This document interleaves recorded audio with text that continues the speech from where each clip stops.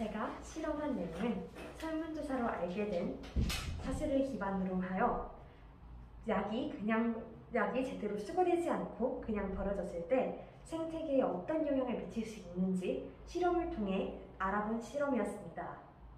저희 실험 내용은 가장 많이 사용되는 4가지 약, 해열 진통제, 알르레기약, 숙취 해소제, 관절 진통제 4가지 약을 이용해서 먼저 3가지 방법으로 식물을 투여하고 이 식물이 어떻게 자라나는지 알아보는 실험이었습니다.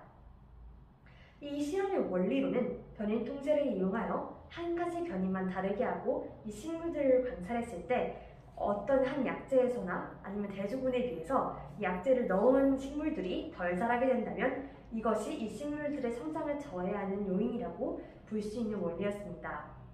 첫 번째 실험은 강낭콩으로 진행했으나 먼저 강낭콩을 키워두고 약을 나중에 투약한 탓에 이 성장의 차이가 발생했을 때 이것이 실제 약재로 발생한 차이였는지 아니면 먼저 처음 종자가 가지고 있었던 그런 키에 대한 차이였는지 알기 힘들었다는 점이었습니다. 이에 저는 무씨로 이것을 바꾸어 더 많은 양과 실험을 한꺼번에 할 수 있게 하여 오류를 줄이고자 노력했고 무씨를 바람과 동시에 함께 약재를 투약해 정확히 약재에 대한 차이인지 알아보게 하려고 했습니다. 결론적으로 강낭콩 실험과 무씨 실험 그리고 추가적으로 오류를 줄이기 위해 2번 더 실험한 3차, 4차 실험까지 모두 약재를 투약한 식물들이 투약하지 않은 대조군보다 현저히 더 작았습니다. 진통소염제 아세트아미노핀을 놓은 경우에서는 잎 자체가 많이 자라지 않았고 강낭콩 실험에서는 콩이 거의 잘 맺히지 않는 등의 결과도 확인할 수 있었습니다. 생태계에 미치는 원인을 기본으로 실험을 했지만 식물에 한정되었고 이 약의 성분을 정확하게 분석하여 실험한 것은 아니기 때문에 정확히 생태계에 연관됐다고 하긴 힘들지만 식물의 성장이 저해되는 모습을 바탕으로 이 약들이 그냥 버려지면 생태계에 큰 문제를 줄 수 있다는 것을 알게 되었습니다. 또한 추후 조사로서 이 약이 버려질 때 생태계 오염뿐만 아니라 우리가 약의 내성을 가진 내성균자가 이 잘못 버려진 약들에서 생길 수 있다는 점 또한 알게 되었습니다. 약 오남용 제가 생각한 약 오남용 대책이란 현재 식약처에서 마약류 통합관리 시스템을 운영하고 있는 것처럼 여러 가지 오남용될 소지가 있는 약들에 대해서도 이를 간략하게나마 실행하고 지금 실행하고 있는 사전 알림이 등을 더 이용해 약사나 병원뿐만 아니라 일반인들까지도 이 의료진이 어느 정도 약을 사용했을지 알게 하는 것이 중요하다고 생각했습니다. 예를 더 자세하게 설명하자면 마약류 통합관리 시스템에서는 어느 병원에서 어느 정도의 마약류 약품을 사용했는가가 동시에 기록되고 이것이 왜 사용했는지의 사유와 그런 환자의 차트 등이 같이 들어가게 됩니다. 이를 통해 의사가 추후에라도 이 약을 올바르게 처방한 것인가를 알 수 있다고 생각했습니다. 사전 알림이 제도란 이런 항우울증 등의 항정신병제들을 많이 처방한 의사에게는 먼저 사전 알림인을 보내 1개월 동안 관리 기간을 갖게 되고 그 기간 동안에도 과다 처방이 개선되지 않으면 저 규제를 넣는 방법으로 시행되고 있습니다. 저는 이것을 조금 더 확장시켜 일반인들까지도 이 어느 정도의 약이 처방됐는지 알 수 있도록 계속해서 사전 알림비를 보내고 이것을 추합해 정부 기관도 정리해 이 병원이 약을 얼마나 사용했는지 알게 하도록 하는 방법을 사용하면 된다고 생각했습니다. 이상입니다. 제가 용인외고에 합격한 후 할 일로는 먼저 아포티케 약학 동아리에 들어가 약의 오남용에 관련된 이야기들을 나눠보고 싶고 장기적으로는 제가 했던 실험을 보완하여 한 번 더 실험을 하고 약을 잘못 버리는 것이나 아니면 일반인의 약학 지식을 늘리기 위한 정보를 어떻게 하면 잘 전달할 수 있을지 생각해보고 있습니다. CID 프로그램에서 약의 항생제의 오남용에 대한 이야기를 나눠보고 싶은 게 하고 싶은 활동입니다. 항생제의 오남용이란 처음 카바페닌이나 반코마이신 등의 여러 가지 항생제들이 등장했으나 점점 내성균주 등이 등장하고 있고 이것을 막을 항생제를 새로 만들어야 하지만 제약회사들은 항생제를 새로 만들어도 2, 3년밖에 사용하지 못하고 또한 이것이 사용되는 것이 모든 기존 항생제에 내성을 가지고 있는 특이 케이스밖에 없기 때문에 잘 만들려 하지 않고 있습니다. 이에 큰 문제가 발생해 미국에서는 이제 항생제에 대한 내성으로 2050년까지는 굉장히 많은 사람이 죽을 것이라 리포트되었습니다.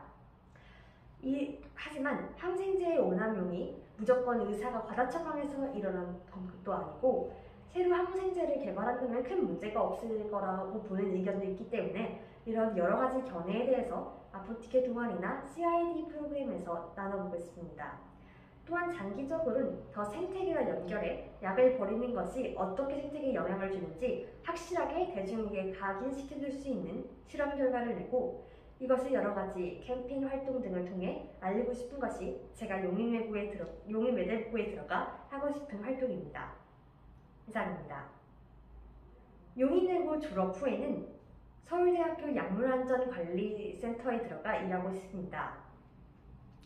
이곳에서는 먼저 항생제나 향정신병제 등 향정신성 의약품에 대해서 병에 대한 의존성과 부작용들을 알기 쉽게 정리하고 이를 정량화하여서 일반인들이 이 정도의 약이라면 큰 문제 없겠다라고 생각할 수 있을 그런 차트를 만들어내고 싶은 게 제가 하고 싶은 일입니다. 심슨의 패러독스입니다. 심슨의 패러독스의 원리는 심슨의 패러독스란 어떤 것에서 전체의 대소관계가 부분의 대소관계가 다 상이할 수 있다는 것이고 이것의 원리는 분수를 통분할 때 분무를 서로 곱해 주어서 가중치를 같게 해주고 곱하는 것처럼 먼저 가중치를 적용하지 않았을 때 아니면 그런 확률을 나타낼 때 중요한 변수를 고려하지 않았을 때 확률의 오류가 나타나는 것이 원리입니다. 실생활의 예시로는 실생활이라고 하긴 어렵지만 이런 영국의 버킹엄 대학의 합격률에서 여성이 훨씬 전체적으로 보면 열등해서 이것으로 고소사건이 진행된 적이 있었습니다. 그러나 이 학과들을 다시 7개로 나누어 분석해보면 여성의 합격률이 더 높은 경우도 많았고 대부분 별 큰 차이가 없었기 때문에 없었습니다. 그러나 여기서 이 문제가 발생하게 된 이유는 합격률이 낮은, 즉 탄력률이 높은 학과에만 여성들이 많이 지원했기 때문에 여기서의 결과가 전체의 평균을 끌어내리는 효과가 일어났기 때문입니다. 이러한 것이 실생활 예시가 될 수 있다고 생각했습니다. 즉, 정리하자면 심슨의 패러독스는 이런 변인에 대해서 가중치가 적용되지 않았을 때거나 아니면 확률에 영향을 주는 중요한 요소를 고려하지 않았을 때 이 두 가지로 흔히 일어나게 됩니다. 실생활에서는 한쪽 가중치에만 굉장히 많은 사람이 몰리는 연구 결과라든지 아니면 확률을 분석할 때 중요한 요소를 빼먹고 성분 등의 중요한 요소를 빼먹고 결과를 내었을 때 이런 예시가 나타날 수 있겠습니다. 이상입니다. 심슨의 패러독스가 저의 꿈이 사회약학자와 연관되는 부분이라면 약학자는 여러 가지 데이터들을 다루고 이 데이터들이 계속 실험하기 어려운 임상실험진을 통해 나온 결과이기 때문에 오류 없이 이를 해석하는 것이 올바른 차트를 내어 바른 지식을 대중에게 전달할 수 있는 힘이기 때문이라고 생각합니다.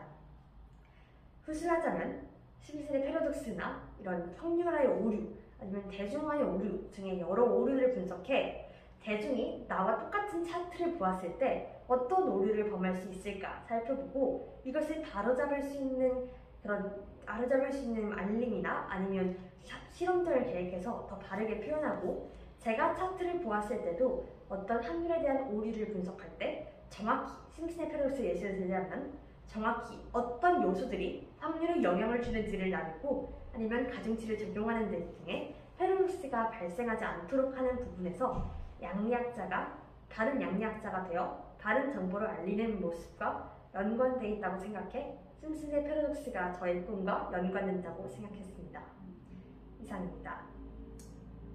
저만의 독특한 공부 방법이라면 저는 저 공부는 어디선 단거나 공부법입니다. 어디서든 단거나 공부법이라면 제가 정리한 내용들을 노트에 적어 놓은다면 이것을 정리할 때는 그저 하나만 보고 정리하는 것이 아니라 교과서, 학교에서의 필기, 인강 필기, 여러 문제집 필기 등을 모두 합쳐 저만의 언어로 새로 단거나 노트를 만듭니다. 여기서만 끝나는 것이 아니라 이를 복사해 잘라 여러 군데 붙여 씻거나 아니면 잠을 자기 직전이라든지 언제든지 볼 수 있게 하여 이것을 암기하는 데 따로 시간을 들이지 않는 방법을 시도했습니다.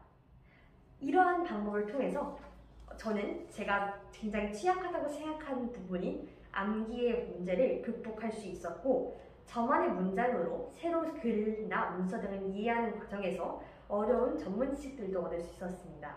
이것이 저의 독특한 공부 방법입니다. 이상입니다.